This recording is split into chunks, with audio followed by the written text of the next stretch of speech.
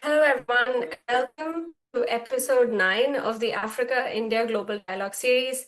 I'm Veda by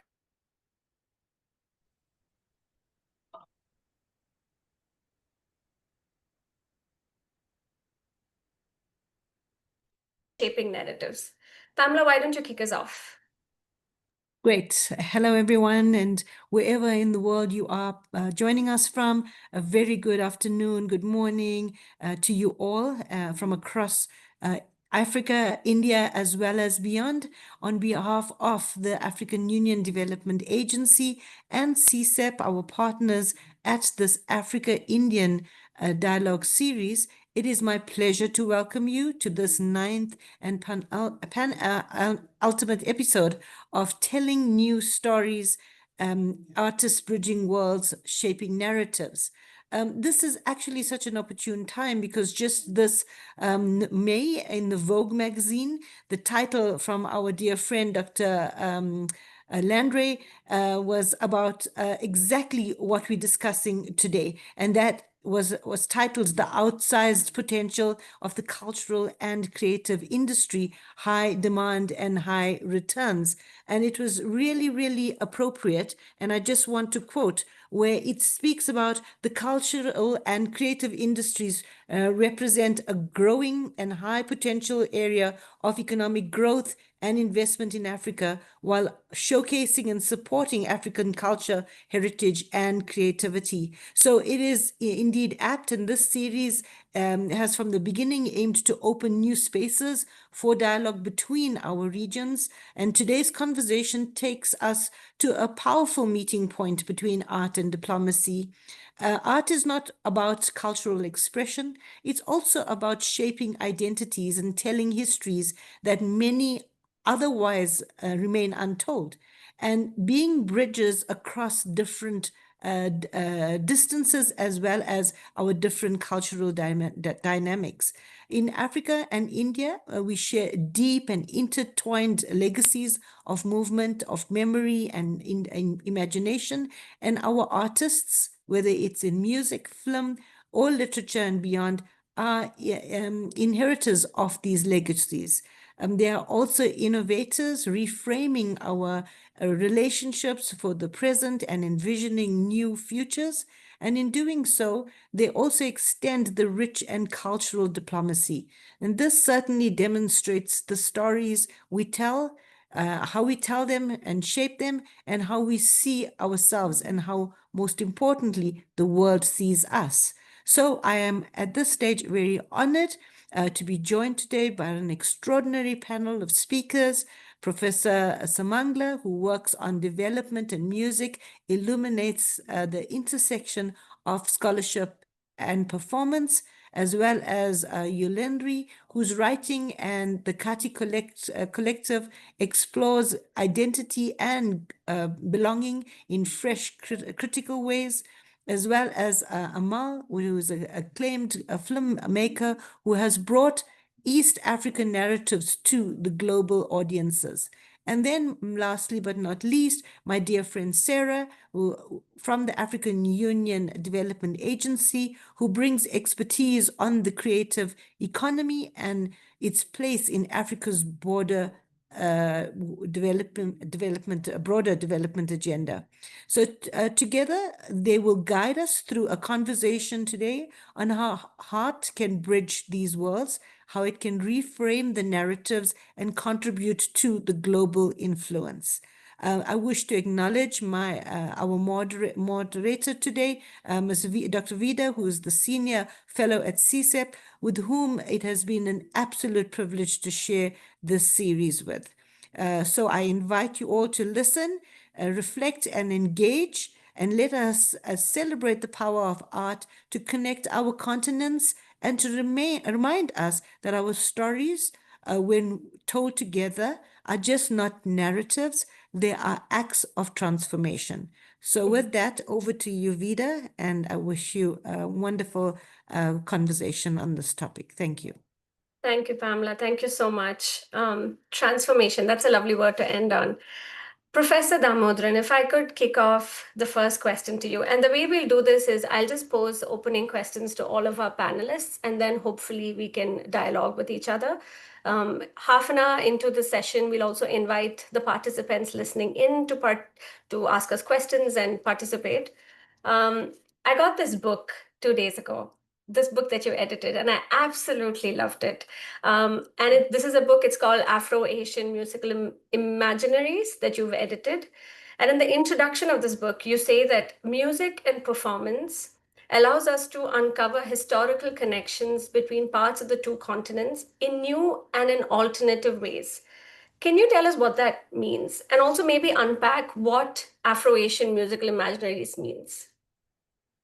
Okay. Yeah, thank you, Veda, and thank you to CSEP and the collaborators for inviting me to this program. And I'm absolutely privileged to be with the other panelists also. Yeah, and as I'm speaking, I happen to be in Africa. I arrived in Johannesburg yesterday, and I'm going to be here for the next few days. So the connection with Africa has been something that's very close to my heart, and in all different ways. I mean, both in terms of my life as an economist, but also as an academic, as an activist as well. I've been very closely associated with friends and comrades from South Africa, particularly in terms of you know um, um, thinking about liberation and the role of art within it and so on. Now, just to quickly respond to your question, so this book actually came out of a very big research project, which was initiated through the University of Cape Town, but which involved a large number of scholars and performers and archaeologists and so on from Asia and Africa, and several institutions in Africa were involved in this. The University of Dar es Salaam, the University of Cape Town, University of Durban, and KwaZulu Natal, and so on. I mean, it's a long list of institutions and very, very interesting individuals who were involved in this. To put it very simply, it started out of actually something that was quite whimsical, which is and which is why I really think that this could be an alternative methodology, and that is essentially if you listen for certain kinds of music, and this is not just true about music, but if you other art forms as well. Uh, Performance in the contemporary can actually, if you listen carefully and if you listen for rather than just listen to, can provide a very interesting way of uncovering connections between cultures which might not be recorded in history books or which might not be even written about. And this is particularly true, I think, of colonial societies, where colonialism has actually obfuscated a lot of the relationships that were there perhaps in pre-colonial times. So I've been involved in a variety of initiatives which look at this question seriously. So I've also I've been a founder member of in South Africa and India of something known as the Insurrections Ensemble, which I co-founded with my colleague and collaborator Ari Sitas, who's a sociologist and playwright and a cultural activist from South Africa, where we started with the question saying, is it possible for us to look at the relationship between word and sound in our two countries without having it mediated through New York or London or Paris? So is it possible for us to actually just perform together, speak to each other through poetry, and see what resonances occur? And that's what we did. That's what we've done over the past 15 years or so, where we just get together and we just do music together. And of course, a lot of that music has been responding to social events, I mean, big upheavals in both societies. And what we've realized is that we can arrive at both resonances as well as dissonances, stark differences between the way in which music is made, in South Africa, across different communities, and in India. But at the same time, there were some things that we were picking up as artists which went much beyond what has been officially recorded. So that's and later on, then also, I started following a set of tunes which to me originated, I mean, not originated, but which I heard first in the northwestern part of India. And the same kind of tune seemed to be occurring in many parts of Asia and also going into Africa, many parts, I mean, like North Africa particularly, and then also in southern Spain, you know. While following these melodies, I started feeling that there's something that is connecting. You know, why do you get the same emotion and the same tune across really disparate cultures? What seemed like really, you know, seemingly disparate cultures. What was happening? Were people speaking to each other? Were people connecting with each other? And then that became a very big project on music and migration, and using music as a lens to uncover connections between the two continents, you know. So I don't have the time to actually talk about the project, but this book actually came out of the research that took place. And where, you know, you would have seen that there are various people who've written on instruments, on voicing cultures, on of Afro Indian and Afro Asian communities. So the African diaspora in India, or the you know, the Asian diaspora in different parts of Africa, how is it that one can actually look at the musics to uncover these old connections? And methodologically, I think for us it was a very interesting challenge, and I think that could be an interesting method that goes beyond a lot of conventional canonical methods, both in art as well as in academia. Oh, that's so fascinating. And I have like 5 follow-up questions on this as a method, but I'll just wait. I'll just hang on. Just building up from what she said, Amir, about uncovering connections between cultures. Your film, which I've seen, I think, 3 times, Tug of War, is a powerful, it's a love story between an Indian Zanzibari woman and a Zanzibari revolutionary. And it's set against this backdrop of anti-colonial resistance. Do you think cinema, like Professor Damodaran said, and particularly stories like yours, can challenge dominant historical narratives and also open up spaces for more nuanced understanding of these continents? Well, thank you, first of all, for inviting me onto the panel and for the question. No, 100%. I think cinema is a tool that speaks all languages. Not only does it allow you to bridge audiences across the continents, but as a form of expression, the aesthetic of cinema, especially one that comes from the continent, is one that I personally enjoy kind of investigating sites of resistance. And that's what I do in Tug of War.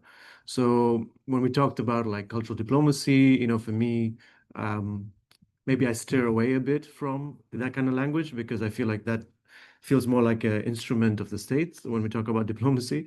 But I think cinema more as a revolutionary tool that allows you to build bridges of solidarity rather.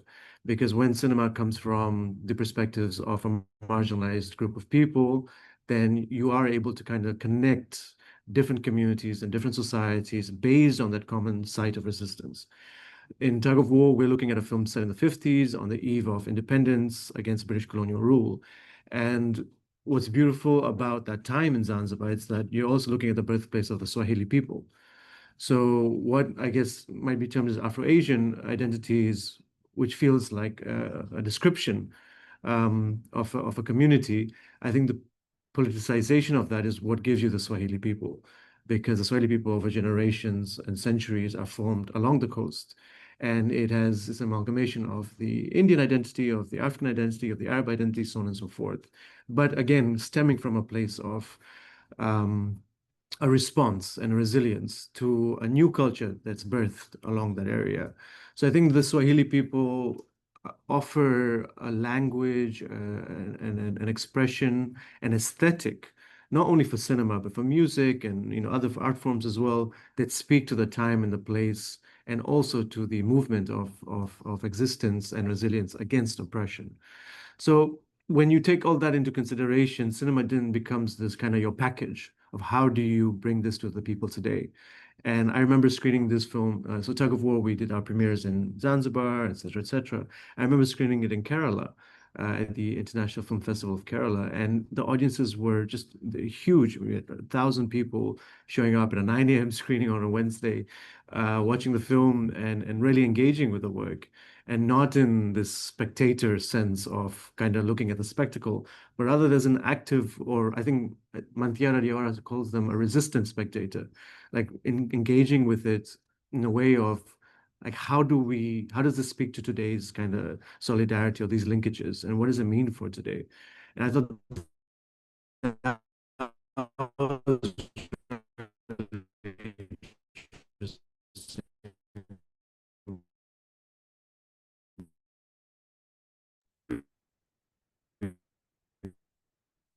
Are we losing Amel?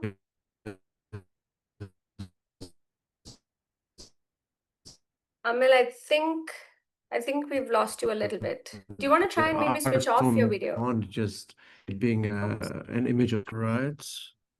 Can you hear me? Yes, you're back. You're back. Sorry. So no, I was just saying that even with tug of war, in the early stages when we were making the film, there was such little about 1964. One of the first things that was done was to remove and desecrate sites of memory, like the archives.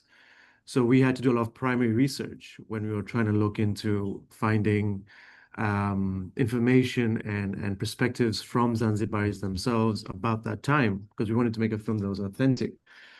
And I found this 1954 Hollywood film called West of Zanzibar, which is a very your typical Hollywood production of the time, but it actually shot within Stone Town, like city center Zanzibar. And I think there's around 7 minutes where they filmed.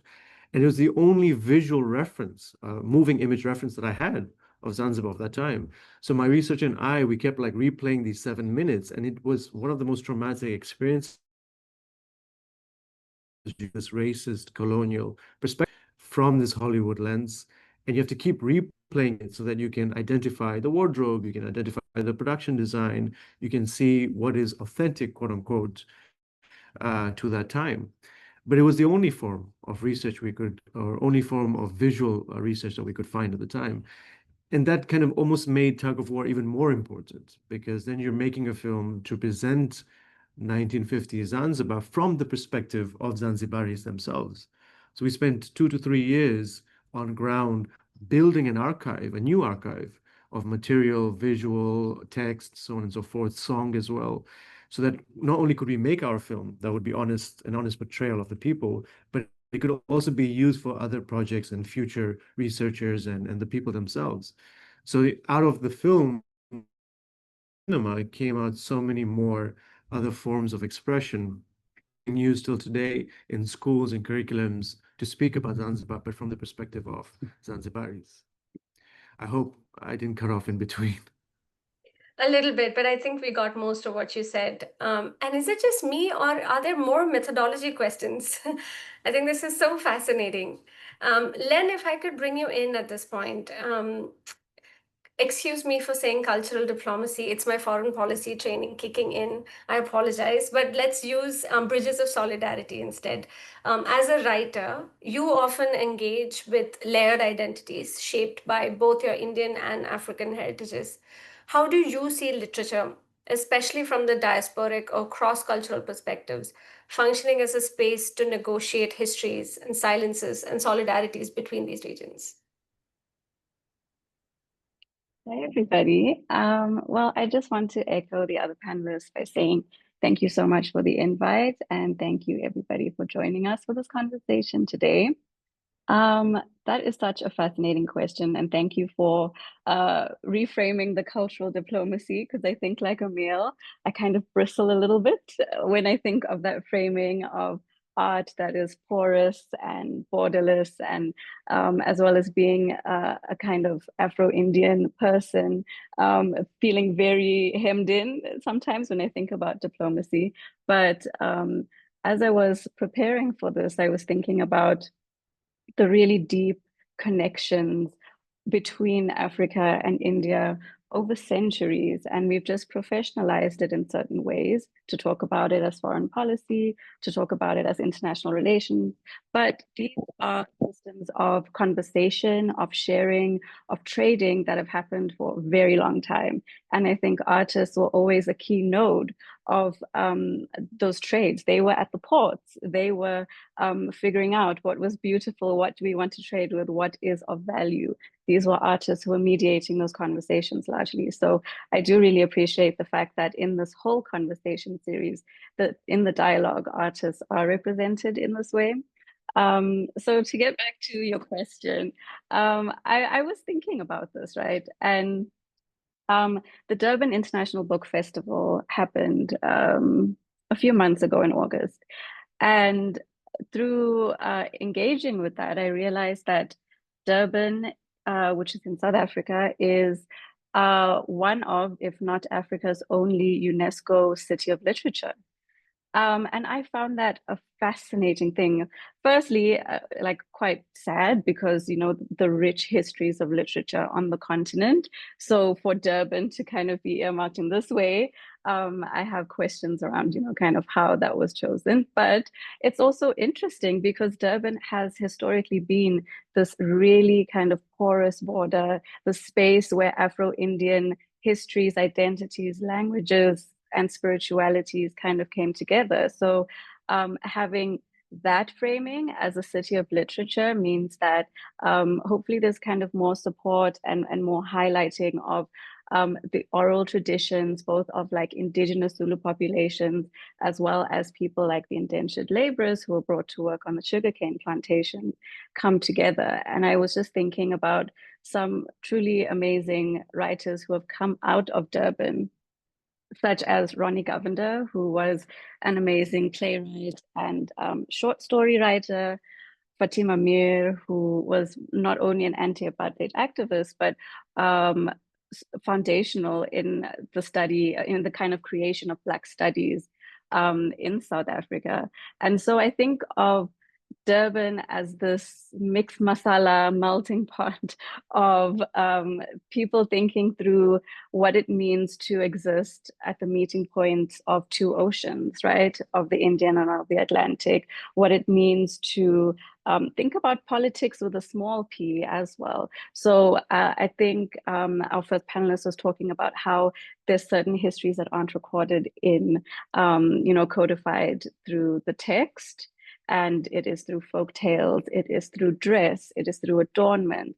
It's through all of these kinds of, you know, smaller, more intimate moments that you kind of understand not only the kind of shared intimacies between people, but as well as how certain creolized identities came into being. So yeah, those are just some of the authors that I think really kind of express that. And literature is such a wonderful area to be doing that in. Absolutely, absolutely. I'm going to come back to you about telling us more about literature that comes from the diaspora.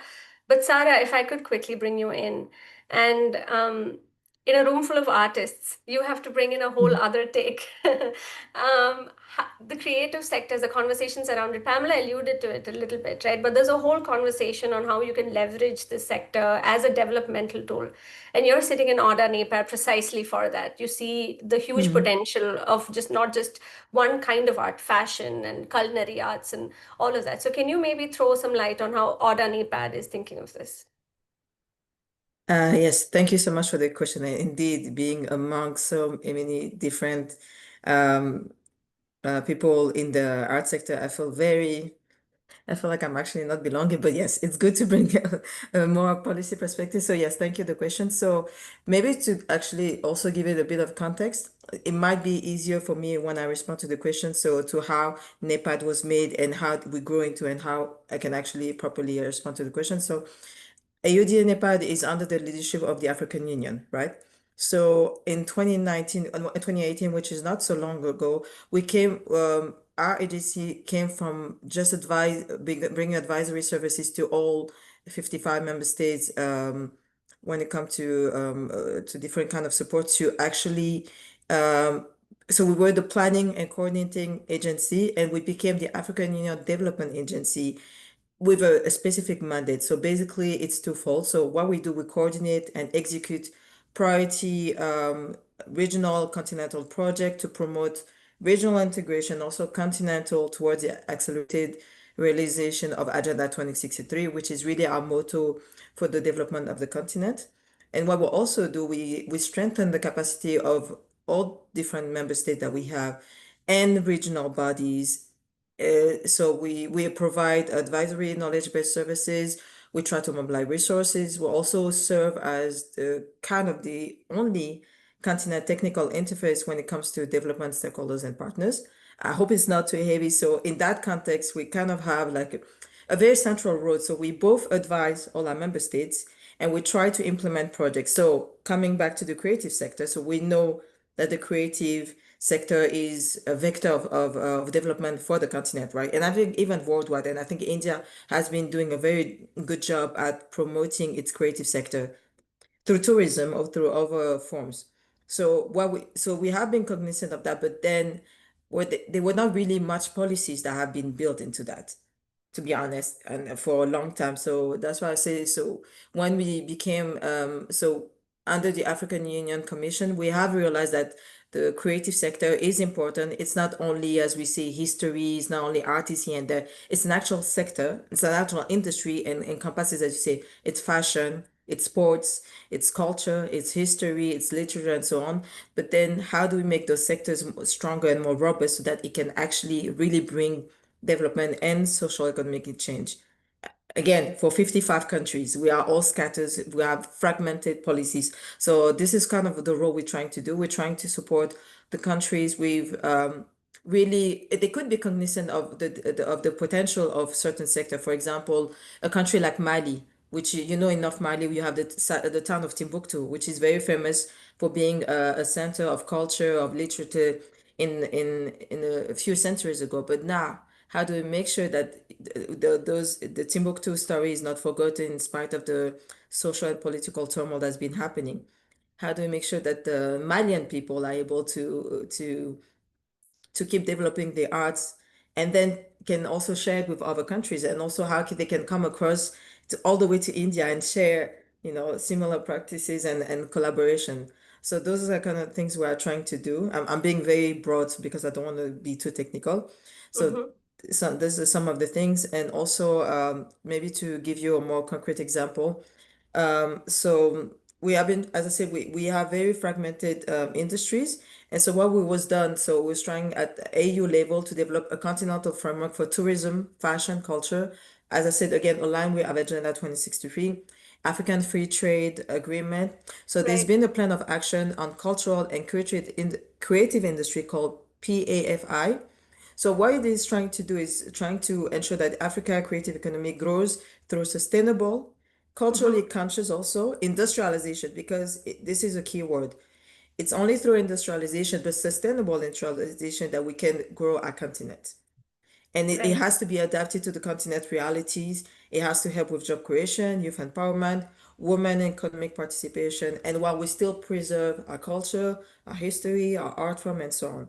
So we're trying to give like proper structure, proper framework at continental level, at regional level, at national development level. So it's only through this. If you have a Ministry of Culture that has a 5% budget when it comes to actually develop its different initiatives, so it's not going to grow. The stakeholder in that field will not be able to really bring change. And so and this is also how you try to push for collaboration among different countries with common borders and so on. So it's really about structuring, making it have a form, so it's actually working at continental level, regional level, national level. I hope I was able to touch upon it somehow. Yeah, no, thank you so much. And I think it's a very different way of looking at things. I just want to say at this point, to folks in our audience, feel free to use the chat feature if you have any burning questions, or use the raise hand emoticon. I'll call on you. And while they do that, Sumangla, if I could come back to you, I think it's so interesting that you in this panel, you're half economist, meaning you do use words like cultural diplomacy sometimes, but you're also an artist who can completely look down upon those structures. How did doing this project with these wonderful universities in the continent, working in this ensemble with colleagues from across the continent, how did working on those projects as an artist really inform you or your methodologies as an economist? Well, I don't know whether it's informed my methodologies as an economist. I mean, economics is a different ball game, as you know. I mean, it could be very technical, and but I'd rather look at it as a social scientist. I mean, somebody who's worked in social science, so for me, a lot of, I mean, as a researcher, the questions that I ask in music are very informed by my own training in the social sciences, and vice versa. I think the way in which I look at my own work in this in on the borderlines of sociology and economics and public policy and so on is very strongly influenced by my own sensibilities as an artist as well, and the questions that come from music an art form, and from music performance, and interaction with audiences and fellow musicians and so on. So it's a bit of a crazy existence, but I can't imagine a life without that. But but what has been, I mean, one thing that is common, I would say, to being a social researcher, and being a music researcher or a music performer, would be that the fact that, especially in colonial societies, so much is actually not written down. And so we actually just have to learn so much from the performative. We have to learn so much from the visual, from the spoken word, from what people hear and hand down over generations and so on. And Africa's really been at the forefront of orality, and theorizing orality and practicing the power of oral communication. So I mean, African scholars, philosophers have really been at the forefront of it in talking about orality. Whether it's about poetry or whether it's about literature and so on.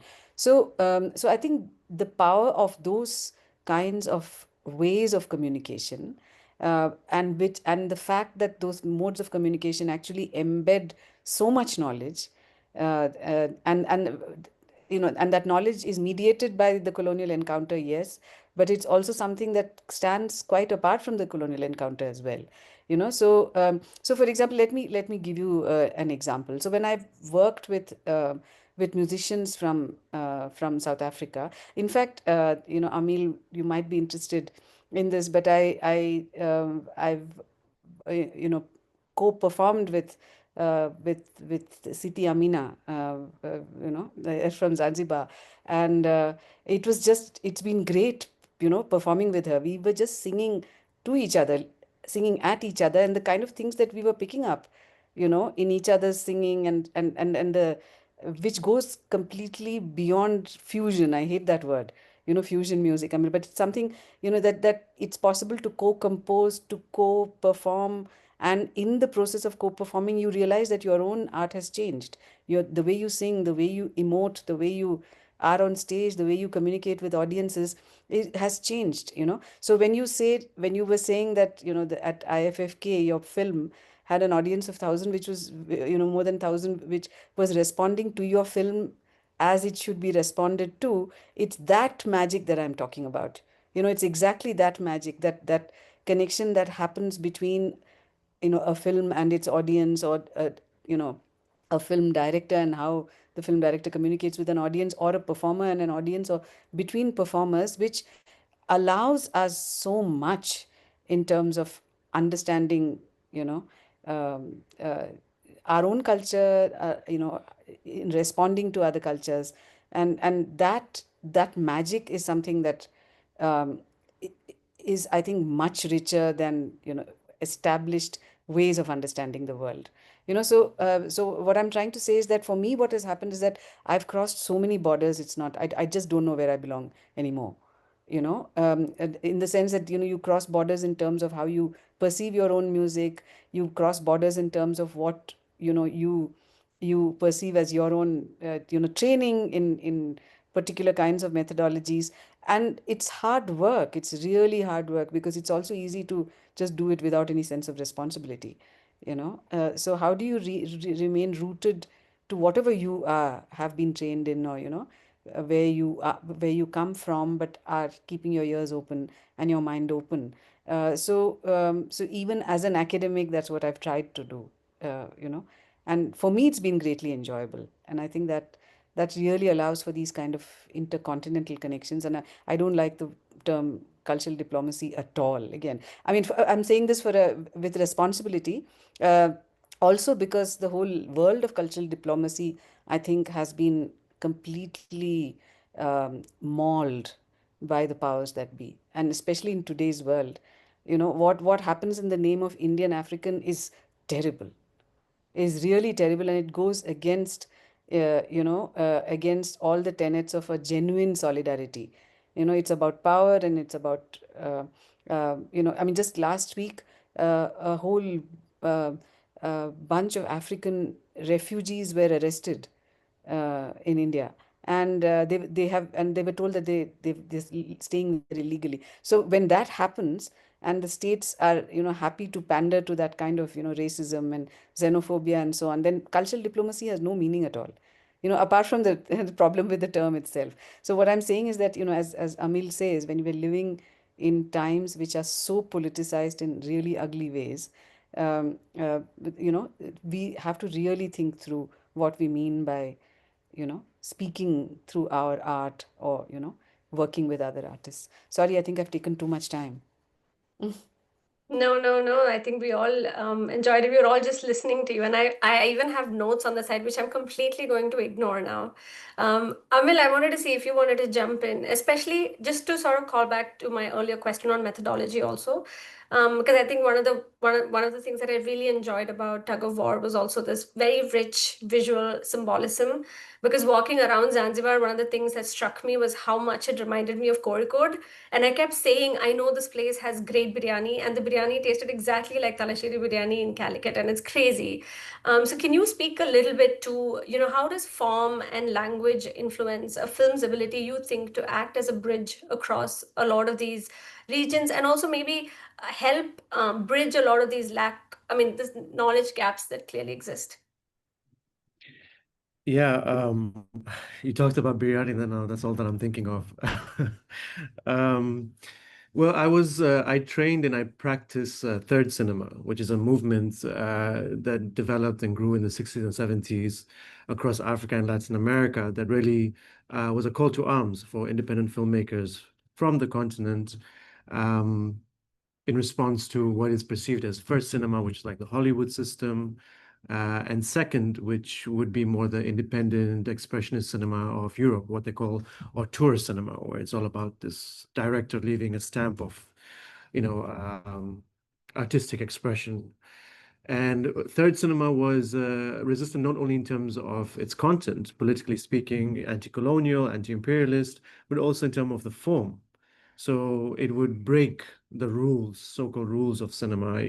You would see the director in front of the camera, you would see shadows, the boom would come into the frame, so on and so forth. And this was done in response to that. And it also spoke to uh, the lack of infrastructure for filmmaking, but in a way that it embraced it and not kind of hid it.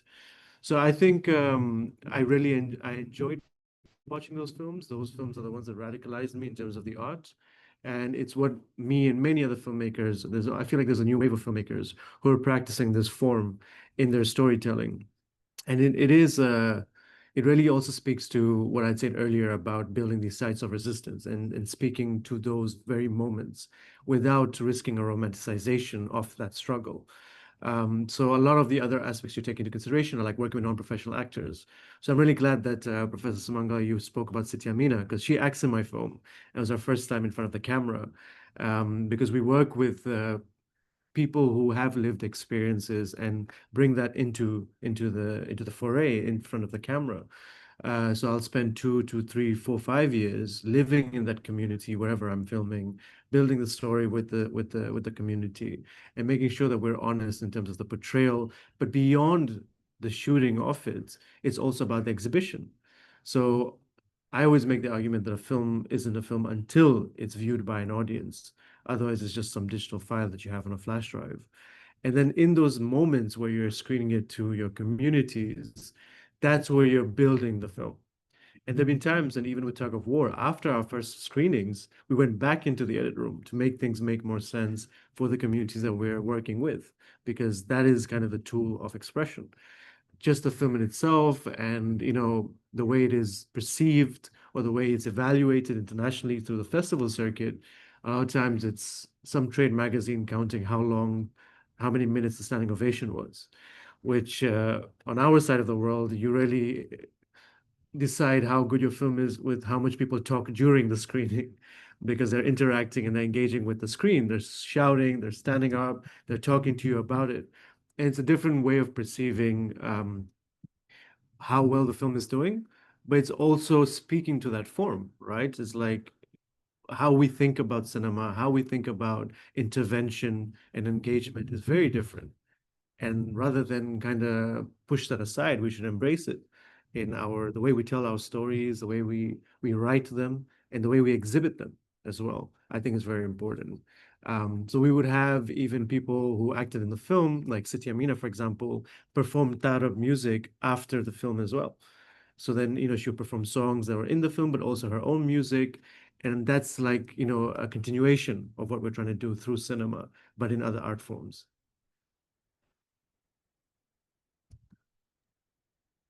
Len, did you want to build on that a little bit? Because as a storyteller, as a writer, I'm sure a lot of what Professor Damodaran and Amil have talked about would have resonated with you, both in terms of selecting the stories you're saying and also, I don't know, sharing it with the world. Yeah, I mean, it's really, really inspiring, firstly, to kind of be around panelists who have been doing this work for a long time. I feel like with the Kuti Collective, for example, for some context, we came together as a group of artists around 2020, and it was really a support group network.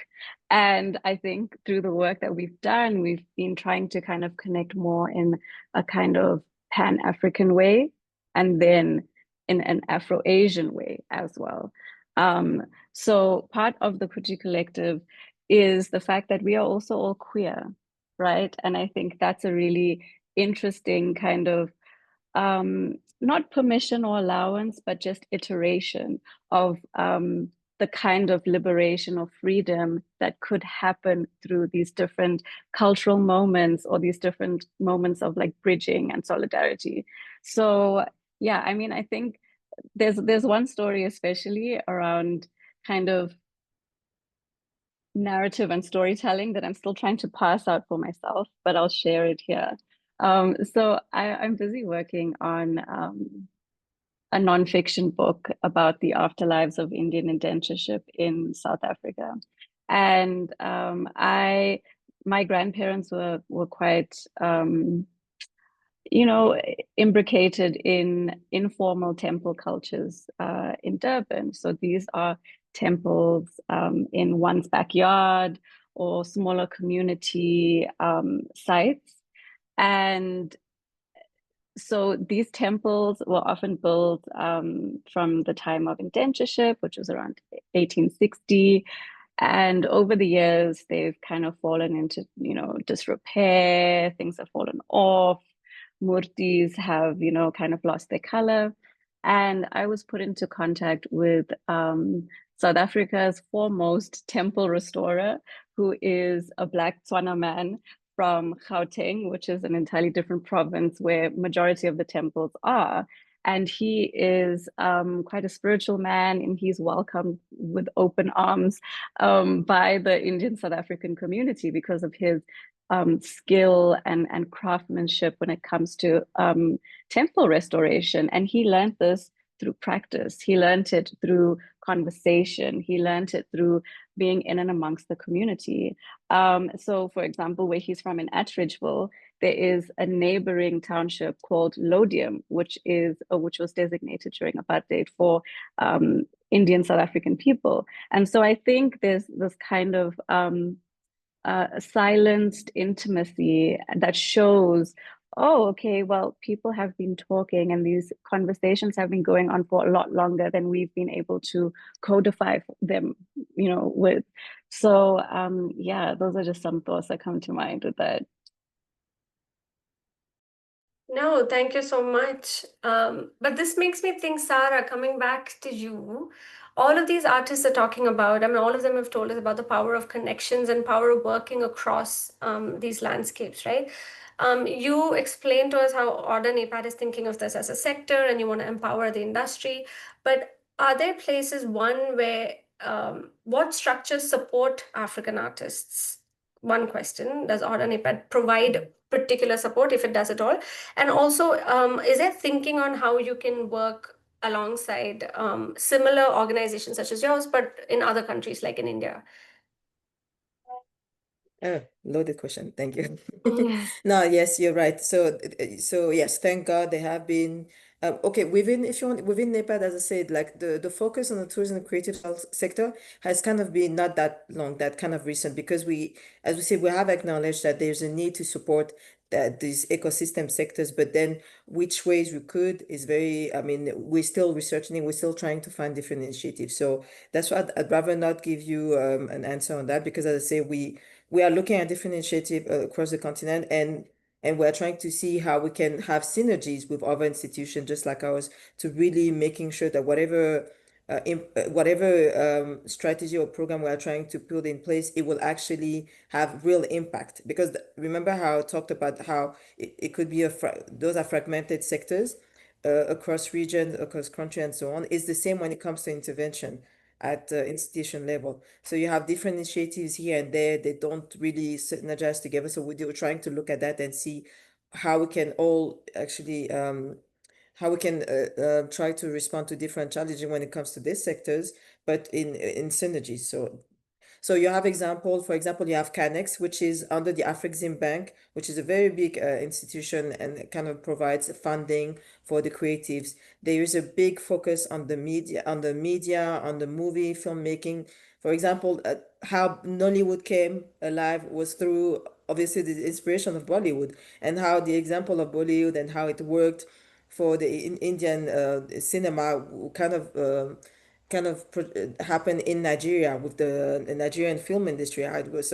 So how do we make sure as institution really supporting that ecosystem, supporting these actors, these stakeholders, and making sure that this ecosystem becomes an actual industry that can help being built. And I think the private sector is doing already a good job. And what I could say is like what I think could be happening on this stage for having, let's say we have an African Indian cultural summit or conferences, and happening across the region, because Africa is 55 countries.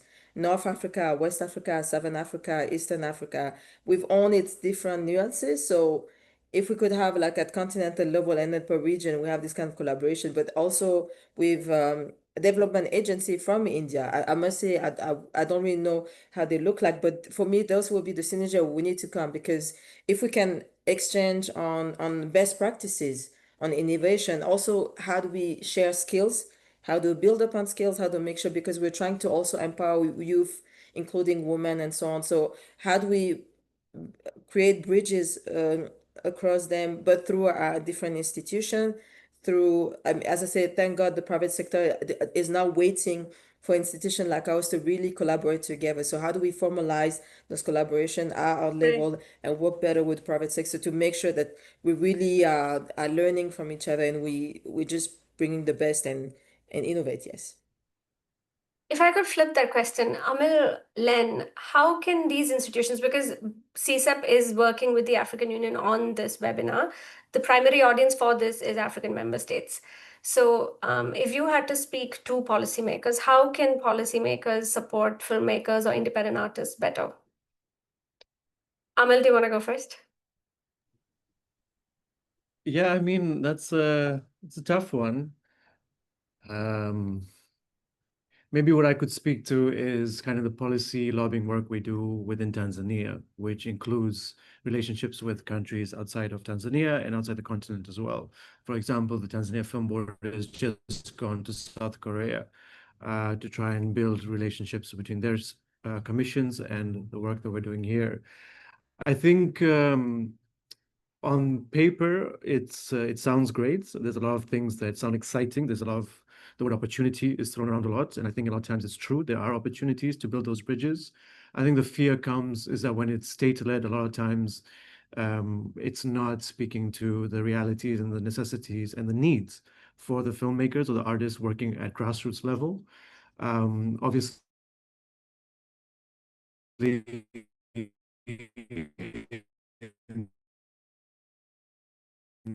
today's day and age, there's a lot of censorship and working at grassroots level have to deal with and have to kind of respond to.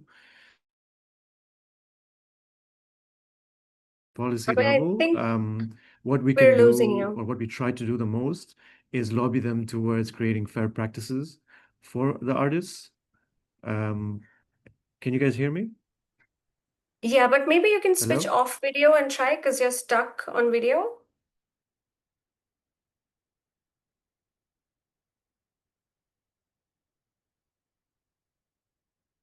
Okay, now we've lost both.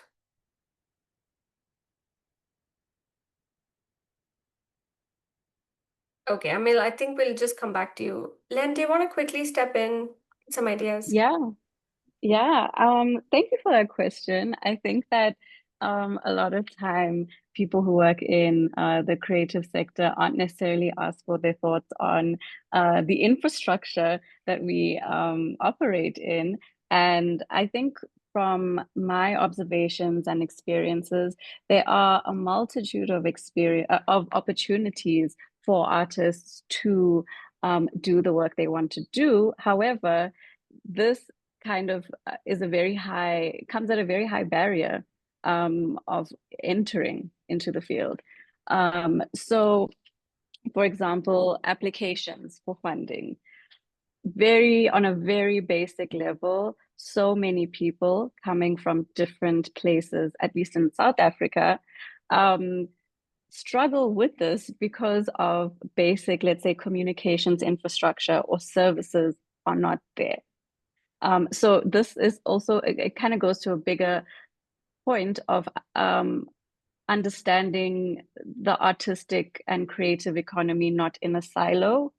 So, for example, in South Africa, if there is load shedding, then that will affect your capacity to provide a certain, budget proposal form or something by a certain time. So I think kind of just de-siloizing Right, those right. processes, yeah, would be really, really helpful. And I think another thing is there are a lot of different cultural organizations operating, such as Pro Helvetia, Gutha. Those organizations have been putting out really interesting funding calls and curating different programs. So, for example, there's the House of African Feminisms happening in Johannesburg later on this week, which is a program kind of housed within Gutha. And it would be really wonderful to see more state-aided infrastructures that bring that same kind of lens into it, even if it's regionally. I think that would be fascinating. So yeah, those are just my 2 cents about it. No, thank you. Amil, are you back? Do you want to just finish what you were saying?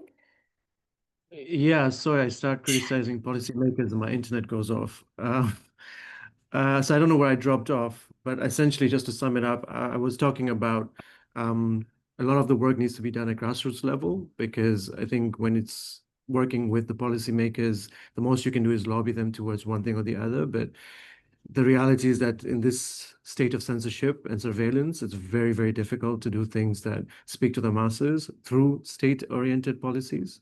So the most we can do is lobby from the grassroots level. Yes, Sarah, just before I come to you, I just want to remind folks in the audience, if you have a question, please raise your hand or use the chat box. We're very keen to hear from you and what some of your thoughts would be. Sarah, yes, you wanted to intervene? Sure, because a good thing that Amil spoke about the lobbying, because the lobbying is key. And as you say, because as much as we are a development agency, we can't really impose decision on member state. We advise them, we provide guidance based on what we know and what we need. So that's why I'm saying it's very good that there's lobbying efforts happen.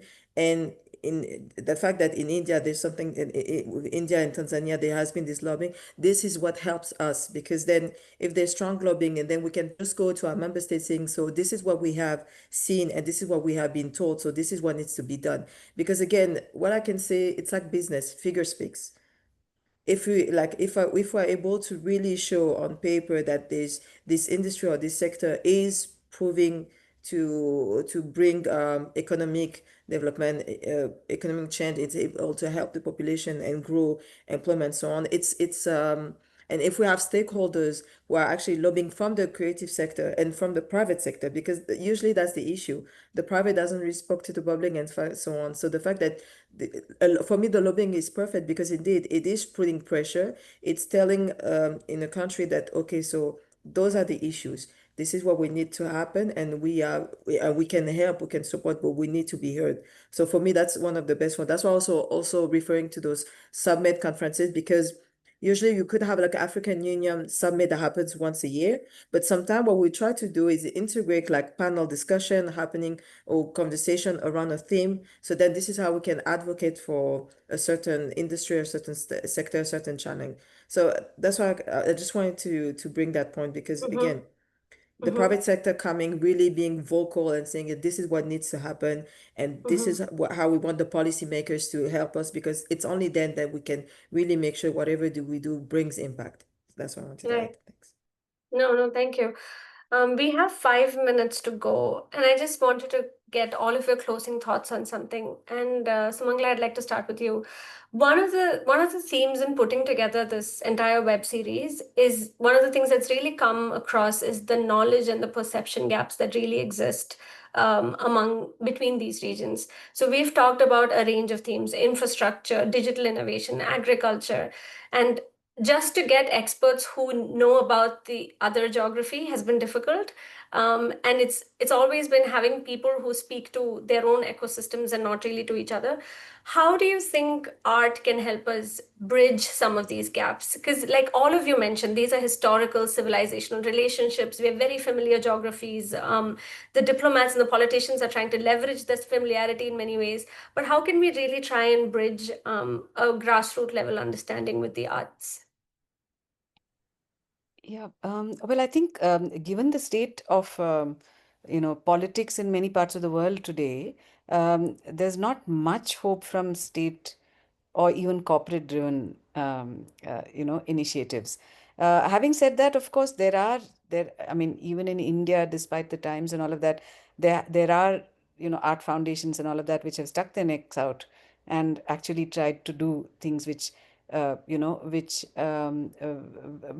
be perceived as troubling for the powers that be and so on.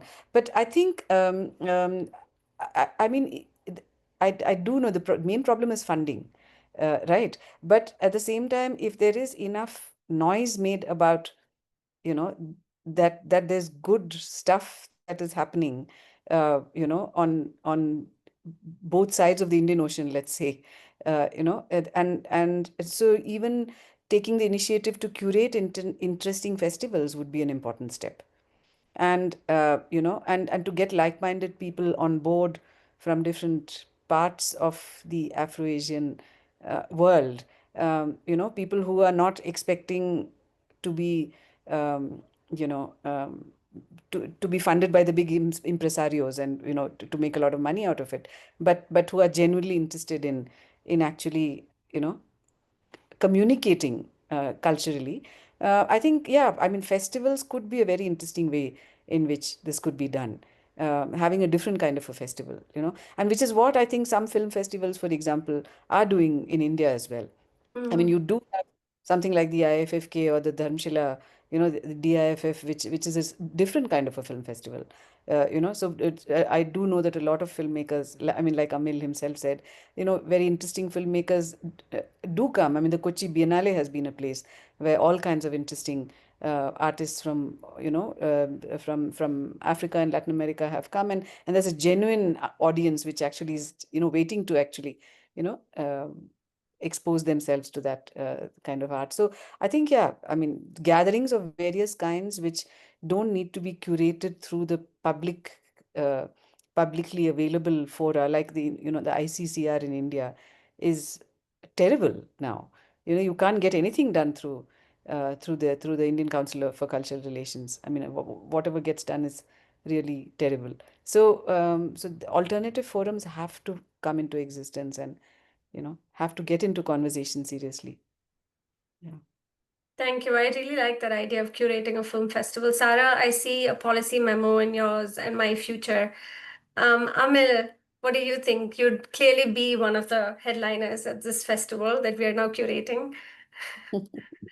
Well, I mean, I absolutely agree with having alternative platforms because when it comes to funding, I think we've all been through that cycle of funding where there are many strings attached, and then you might receive some funding that you think will help with the institution or the organization, but then suddenly all of us, the kind of stuff you have to curate becomes pigeonholed and so on and so forth. So I have a notorious reputation for saying no to funding more than I say yes, because we know we're going to lose the reins on it very soon.